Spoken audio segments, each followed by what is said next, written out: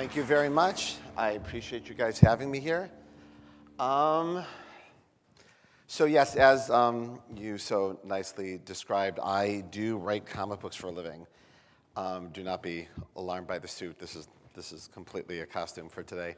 And I have been making comics since I was about 6 years old.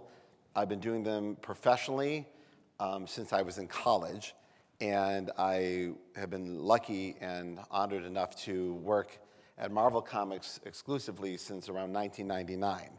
And it's at Marvel Comics where they have allowed me a long tenure on some of their franchise titles, like Spider-Man, Guardians of the Galaxy, Avengers, X-Men, and throughout the years, I've been either the author or one of the authors of the big Marvel events where we really blow stuff up and really make the audience angry and change things and will never be the same again. But what has happened over the course of the time that I've been making mainstream comics and at the same time also making books that I own is that the audience, as you see, these books are translated in almost every language that's available in this world or where they can sell them.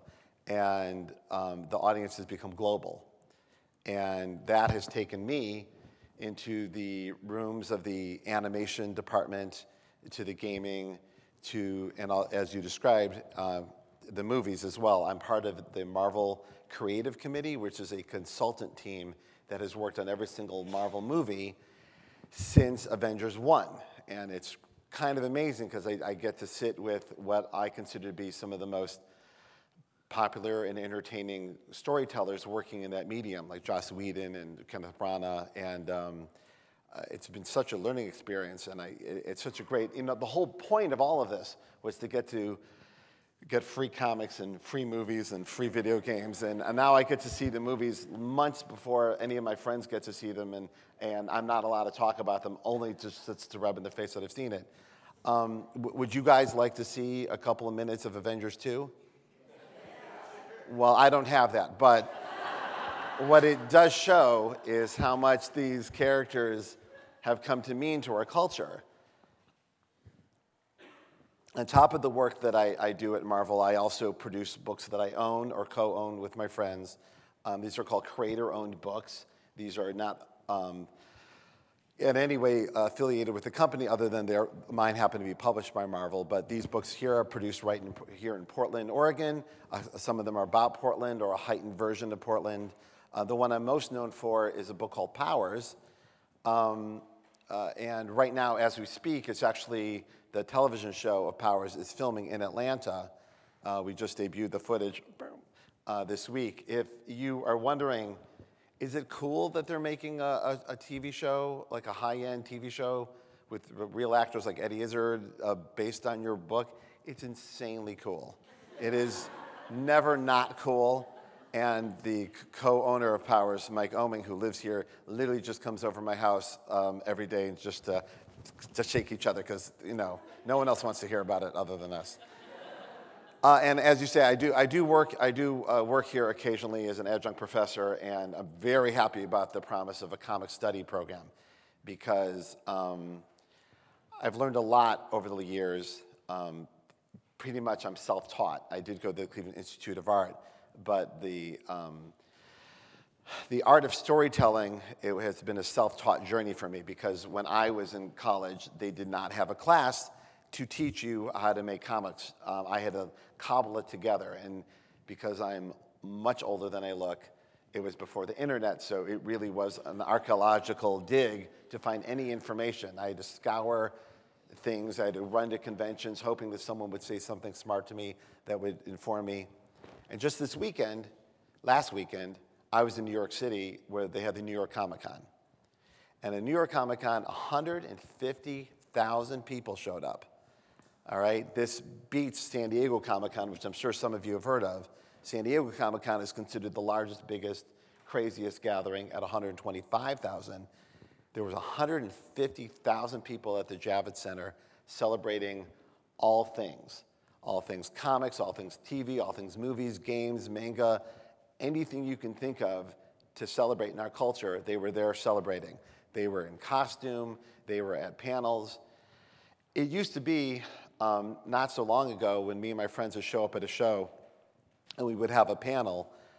Sometimes the people on the panel would outnumber the people in the audience. And we were okay with it. We didn't care. We just wanted to gather and talk about comics.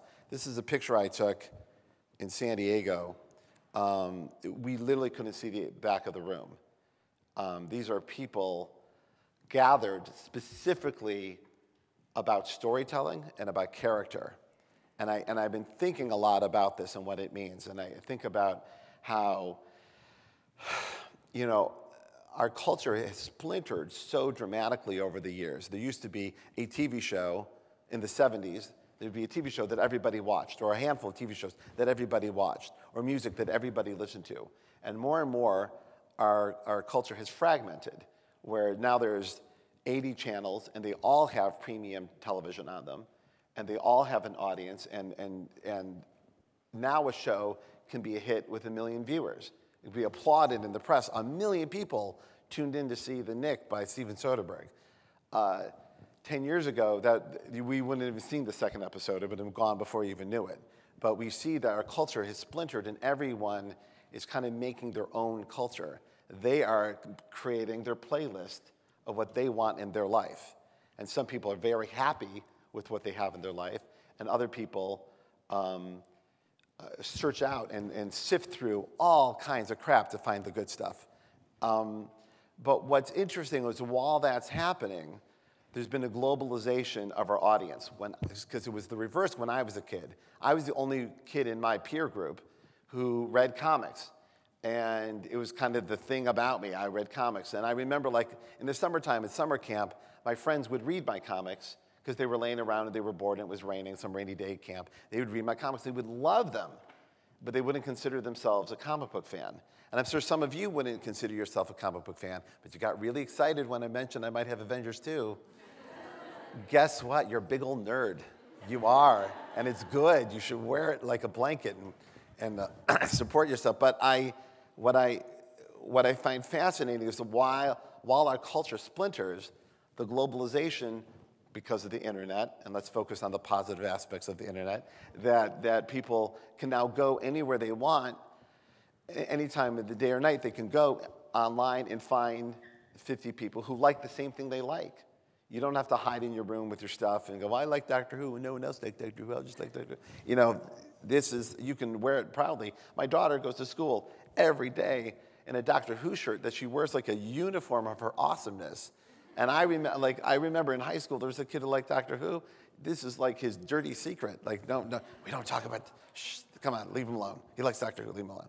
So it's amazing. And I think these gatherings at the conventions are such powerful experiences because they can come and celebrate. There's no judgment now. There's no, like, nerd is not an insult anymore. It is, yeah, it's, you know, we're all nerdy about something.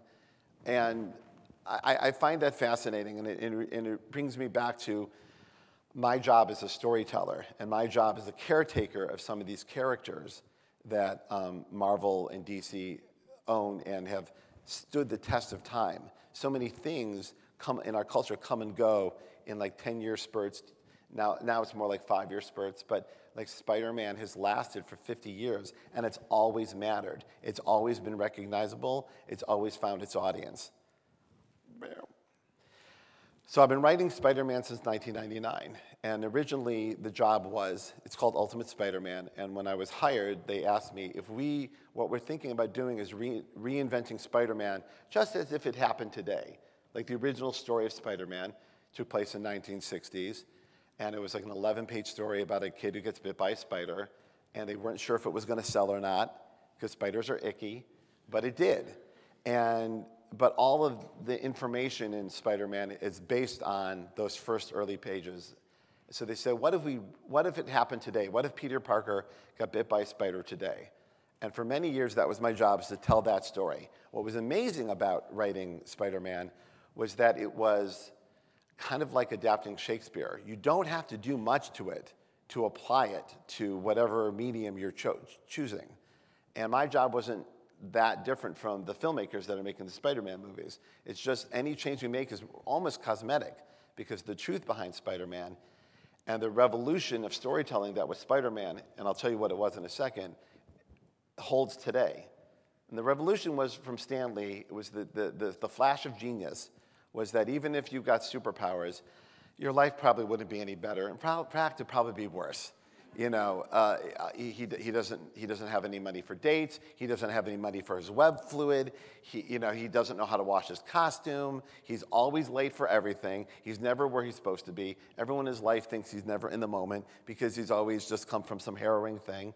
And it became this, and we see it so much now in our Harry Potter and so many other places in our culture that we're used to it. But at the time, it was a revolution of storytelling. No one had ever done this before. So we kept going with this thought, and we were sitting around at Marvel offices one day, and we were talking about what we did right with Spider-Man and what we would have done differently.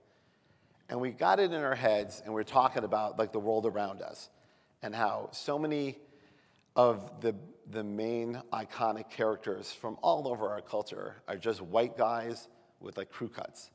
And if you really think about this idea of a little boy who lives with his aunt, who's a real science nerd, and he lives in Queens, and he's having trouble at school, and if you go to Queens and walk around, you go, you know, Peter Parker wouldn't be white.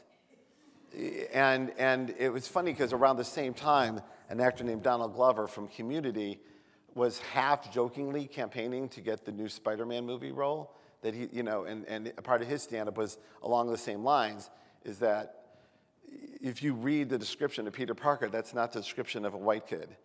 And once that idea is in your head, it kind of becomes impossible to think of a reason not to create a Spider-Man that's of color. All right. Oh, well, I'm gonna skip all this and go right to. Hold on. Boom, boom, boom. This is how we make comics, but I'm skipping it. We'll go back to it. All right. So this is what we did. This is a character named Miles Morales, and he's half African American, half Hispanic, younger than Peter Parker boy who lives in Brooklyn. And in our story, Peter Parker died a heroic death, saving his aunt the way he couldn't save his uncle. But this little guy, he was also bit by a spider in the same experiment that the spider that bit Peter Parker, because, you know, comics. And he also got spider powers, but he wasn't raised the same as Peter Parker was raised. And for a while, he wouldn't even use his powers. He was scared of them, and he hid them from everyone he knew. Now, to do this, we put Peter Parker away, and because we knew if Peter Parker was there, Miles would always be an also-ran. So Peter got put away, and Miles becomes center stage, and he's now learning the legacy of Peter Parker and trying to find his identity in our culture as he goes forward. Now, while we were creating Miles Morales, a very interesting thing happened. An actor friend of mine heard we were doing this, and the press had started coming out, and he pulled me aside and he said, "Hey, I just want to tell you something. When I was a little kid, and I'd play with my friends, they wouldn't let me be Superman or Batman, and it would just bother me. And they wouldn't let me be that because of my skin color. But they let me be Spider-Man, because anyone could be Spider-Man under that mask, because it's head to toe Spider-Man." And I was like, it just hit me that over the course of the years that I've been to conventions and talking to fans and people online, I'm very online, I'd heard a version of this story dozens of times. Like, and when people just talk about their passion about this character stuff, they had told me this over and over and over again. And I listened, but it was one of those, I didn't know there was something I could do about it. And once he said it to me, I realized that people had been pushing me towards this for a very long time. Now, some of this sounds a little self-serving, and I promise you it's not, because I'd be patting myself on the back if I knew any of this was going to happen, because I didn't. But what started happening for me at conventions is this. Over and over and over and over again. And I could show you hundreds of these. You can Google this. All right? And these are homemade costumes. These are not for, you can't buy these. This is someone sat in the room and they wanted to represent because they felt they were finally being represented. This is in Portland, Oregon. That confused little girl on the right is my daughter, Sabrina.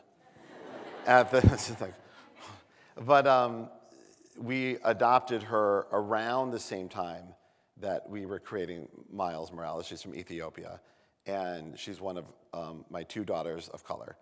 And all of this is happening at the same time. I didn't create Miles to give my daughter something to look at.